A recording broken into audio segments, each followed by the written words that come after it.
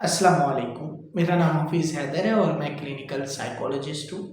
आज की वीडियो में बेसिकली जो है एक इंडोर सेटिंग में एडिक्शन के ट्रीटमेंट को जो लोग समझते हैं कि हमने मुकम्मल करवा ली है इंडोर सेटिंग में, उसकी क्राइटेरिया स्पेसिफिक जो है वो पेशेंट का इंडोर सेटिंग में कंप्लीट हो गया है, तो उनका कॉन्सेप्ट होता है इलाज मुकम्मल हो गया।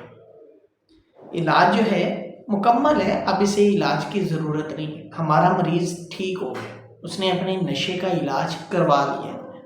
अब वो जो है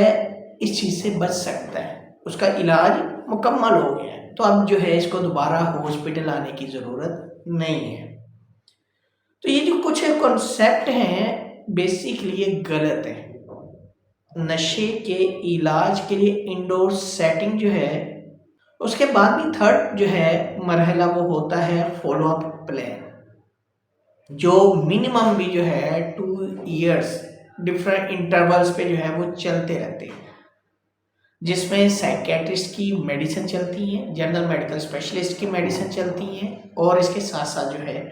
साइकोलॉजिस्ट के साथ जो है सेशंस होते हैं। वो वीकली हो सकते हैं, ट्वाइस अ मंथ हो सकते हैं, मंथ के बाद हो सकता है, फिर 2 मंथ बाद हो सकता है, फिर 3 मंथ बाद हो सकता है, फिर 6 मंथ बाद हो सकता है, कि साइकोलॉजिस्ट के साथ जो है डिफरेंट सेशन ऑर्गेनाइज किए जाते हैं। ये नहीं है कि मरीज को दाखिल करवा दिया है और जो है माइंड में ये अब कॉन्सेप्ट आ गया कि जब इसने डिस्चार्ज होना है तो जो है इसने 100% जो है यहाँ से ठीक होके निकलना है और इसका इलाज मुकम्मल हो जाना है। नहीं, इसका इलाज जो है चलता रहता है।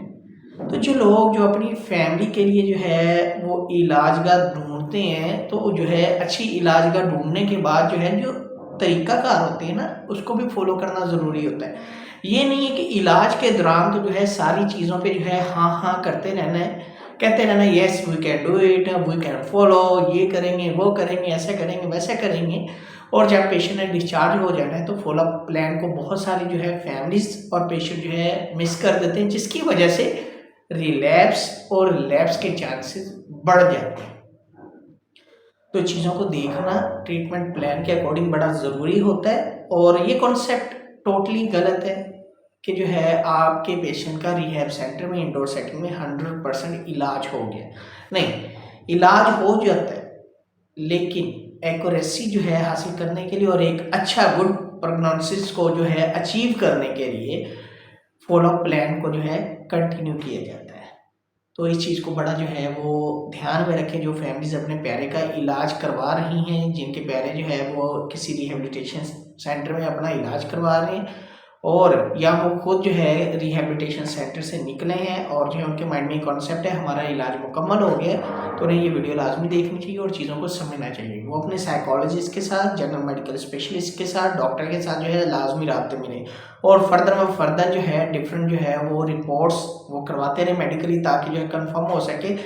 कि एविडेंस बेस्ड जो है आपको रिपोर्टिंग आए कि आप जो है नशे से दूर हैं, और फैमिली वालों को भी ये पता चलता रहे।